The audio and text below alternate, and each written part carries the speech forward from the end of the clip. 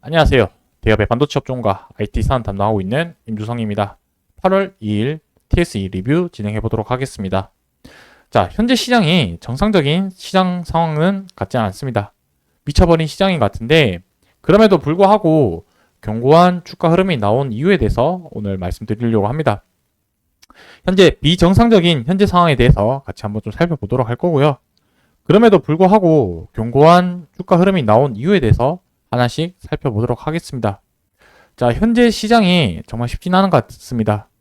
엔비디아 같은 시가총액이 400조가 넘는 기업 자체가 등락폭이 지금 10%씩 갑자기 하락했다가 상승했다가 이런 변동성이 큰 장세를 보여주고 있기 때문에 상대적으로 시가총액이 작은 한국 증시에서 이런 중소형주들의 움직임들을 잘 지켜보는 게 좀 중요하지 않을까라고 생각을 합니다. 끝까지 시청해서 여러분들이 조금이나 도움이 되셨으면 좋겠습니다. 자, 요 며칠 동안 정말 하루하루가 다이나믹한 하루를 보내고 있는 것 같습니다. 엔비디아처럼 시가총액이 이렇게 큰 종목들이 등락폭이 이렇게 크게 움직인 것도 정말 특이하다라고 생각이 드는데, 이렇게 하루하루 손바닥 뒤집듯이 시장 상황이 변하는 상황 자체도 되게 좀 신기한 상황인 것 같습니다.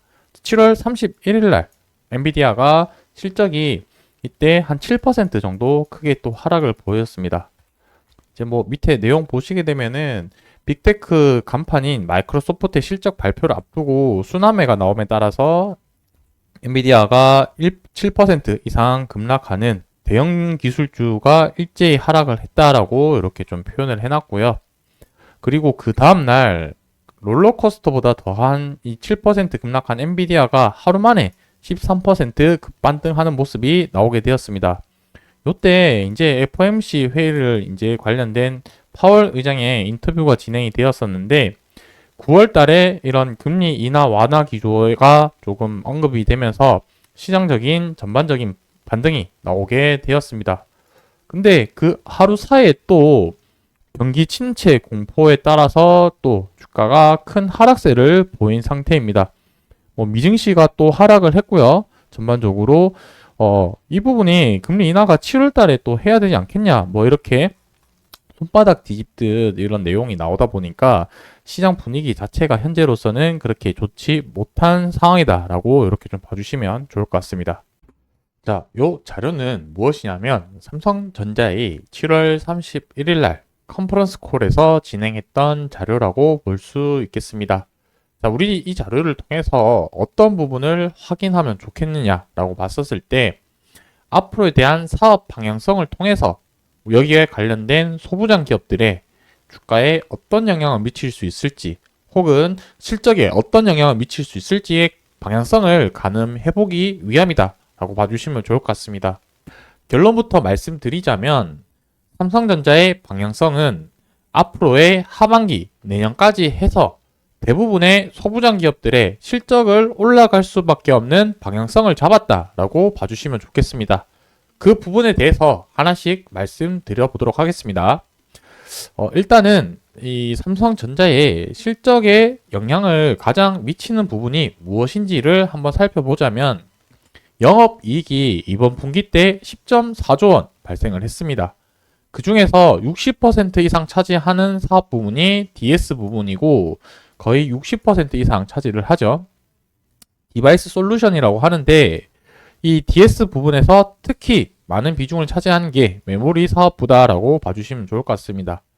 자, 결론을 말씀드리면 삼성전자는 메모리 사업부의 실적이 중요하다로 기결될 수 있을 것 같고 이 메모리 사업부의 방향성이 어떻게 된지 파악하는 게 중요하다라고 볼 수 있을 것 같네요. 이제 보시게 되면은 이번 분기 때 실적이 왜 잘 나왔느냐? 하이퍼스케일러 고객사의 AI 투자 확대로 HBM뿐만 아니라 컨벤셔널 D램 그리고 SSD 수요가 강세까지 이르르면서 실적이 잘 나오게 되었다라고 얘기를 했습니다. 거기에 더불어서 포트폴리오라고 해야 될까요? 어떤 포트폴리오를 얘기를 하냐면 삼성전자의 판매 포트폴리오 부분을 말씀드리고 싶은데 삼성전자가 고객사에서 원하는 수요를 모두 맞춰줄 수 없는 상황이었다라고 했습니다.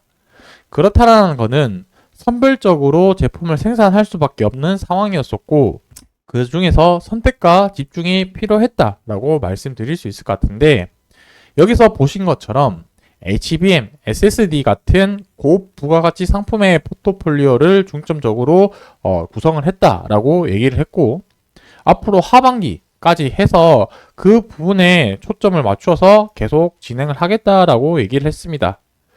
자, 그렇다면 이 HBM과 서버형 SSD 같은 경우는 선단 공정에서 이루어지는 제품군으로 보시면 될 것 같고, 그 선단 공정에서는 기존 제품보다 스텝수가 계속해서 많이 올라갈 수밖에 없는 상황이기 때문에 기존 제품 대비해서 생산량이나 그 다음에 소모량 자체가 많이 사용될 수밖에 없는 상황이다 보니 관련된 소모품 기업들의 실적이 좋아질 수밖에 없다. 이렇게 결론을 내리도록 하겠습니다.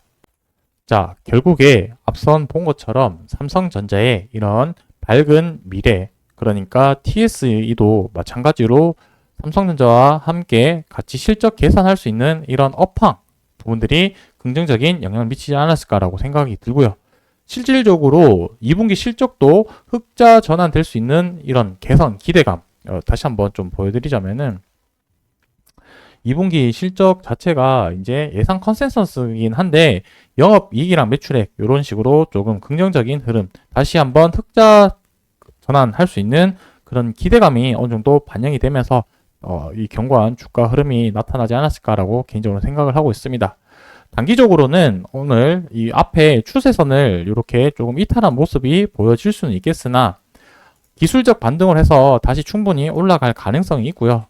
만약 하나 추가적인 하락이 나오더라도 이 아래쪽에 이 장대 양봉의 시초 가격까지는 지지해 줄 가능성이 높지 않을까라고 생각을 하고 있습니다.